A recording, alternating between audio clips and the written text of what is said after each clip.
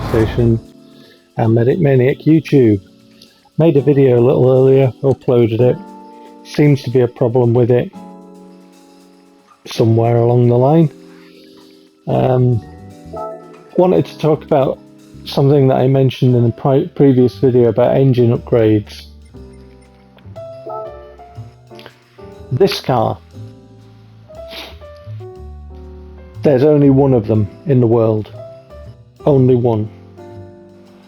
So either with engine upgrades, GT saying, yep, we're going to make it so that, you know, you're upgrading your engine and having to get a new engine or having to get a new car to try different builds, we're going to simulate it being like real life. Well, if it's simulated like real life, because there's only one of this car, that means that either we have a scenario where only one player who buys GT7 is able to get, and this is in the world, is able to get this car, or we let everybody have this car who's got a copy of the game, providing they've got enough credits and it's available, and then they can only buy it once. But if anybody knows anything about these legend cars in GT7, you can get more than one if you have the credits for it, because I've done exactly that. Not with this particular one, not yet. But GT7, what it's done is it hasn't aligned itself with simulating everything exactly real, because, like I say, if it did, it would only allow everybody to have this car once, and that would mean that you would not be able to try different builds on it unless you purchase a new engine for it. You know, in the engine, buy an engine feature, but that would wipe out your previous upgrades on your engine. Now, GT7 has landed itself firmly in the camp of it's not simulating real life, because obviously this car's in the game and everybody can have more than one of it.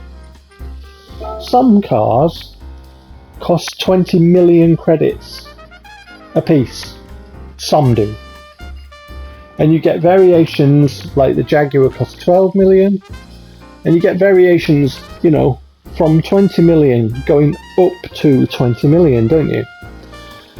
Hypothetically speaking then, let's say you've got a car and there are 5 ways to get your car, to upgrade your car, which mean changes to its engine in order to get to a certain PP criteria, right? There are 5 ways and you want to pick the best one.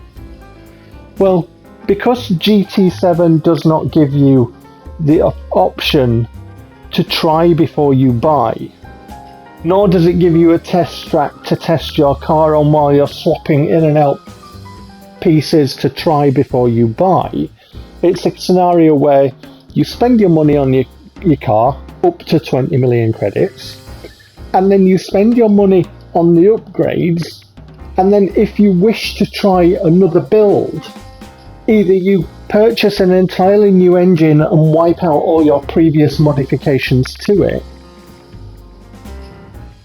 in which case you would not have a comparison, or you purchase yourself another of the exact same car up to 20 million credits and then spend more credits on more upgrades to try and get your PP to a different scenario. Let's say hypothetically there are 5 ways that you could do it, and I'm sure there are more, but let's say in this particular example there's 5 particular ways that you can meet your PP criteria for the way in which you choose to play your game. Well, that's going to cost you a lot of credits. Now, if we've arrived at the bit where we look at Gran Turismo 7 as a game, then what we have to do as a community is critique the game and its design choices. And either, as players, we're happy with the scenario that we spend potentially up to 20 million credits on a car, and we do that multiple times in order to try multiple builds, because that's just how Gran Turismo is designed. But we're not happy with that. And if you still want to view Gran Turismo 7 as aping real life, then you're going to have to admit that that's not exactly the case, because this car's in the game. And you can get multiple.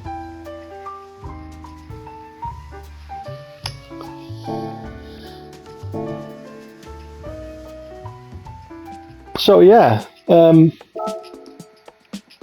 know, it would be nice, as I've said in my previous videos, if we actually got to a point where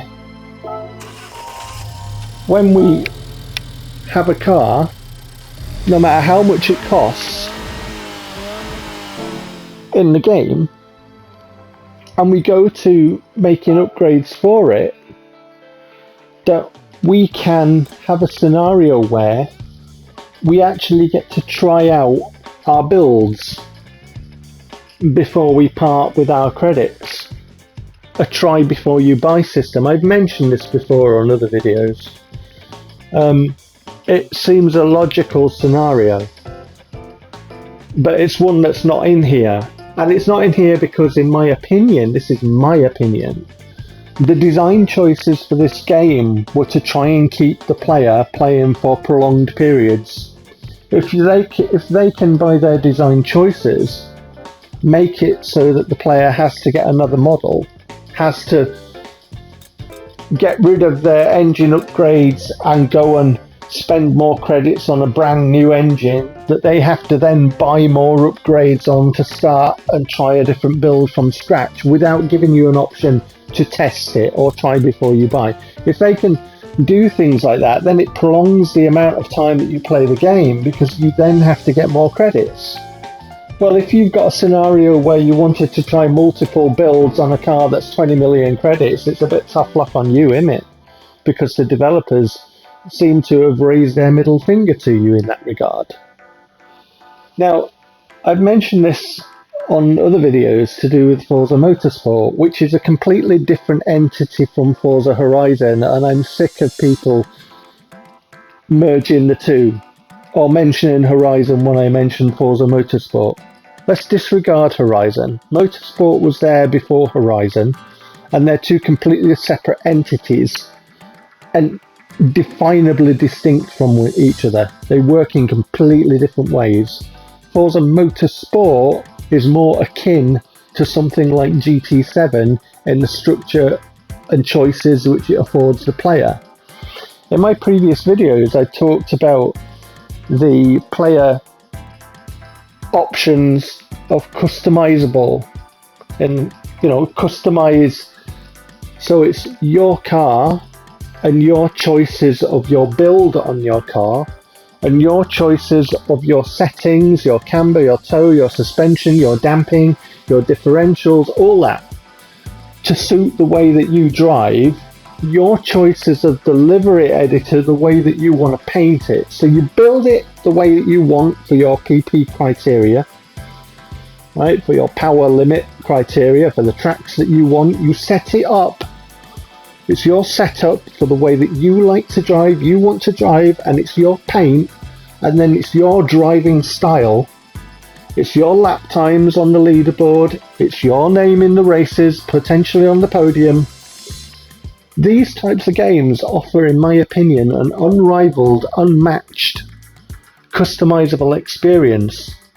And what happens is, if you have design choices like this, where you've got engine upgrades, where you can't try it before you buy, where you have to make a purchase and then wipe that out by spending more credits buying another engine and or buy another model of car up to 20 million credits, and then more credits on top of that, what you're doing is discouraging players from playing around with that customizable options to build and play with their cars, which is the whole reason why games like Forza Motorsport and Gran Turismo existed and created in the first place. It's a defeating game design flaw And if you're stubborn enough to say, well, you know, I am sticking to it's aping real life, Gran Turismo is telling you it doesn't ape real life.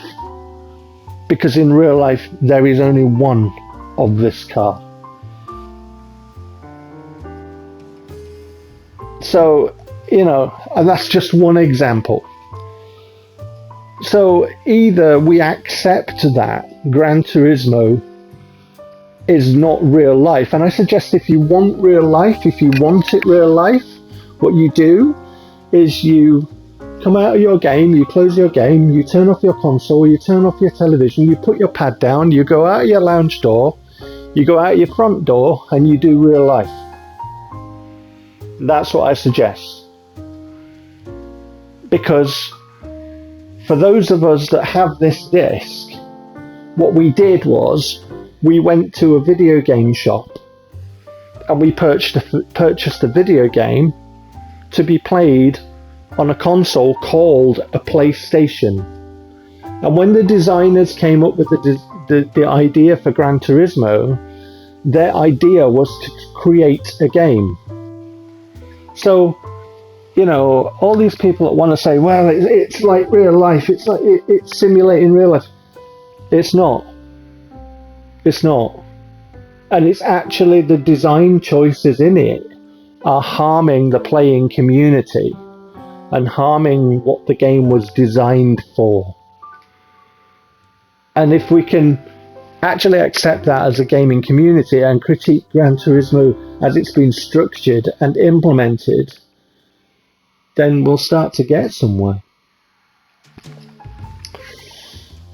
God's Own Medicine, over and out.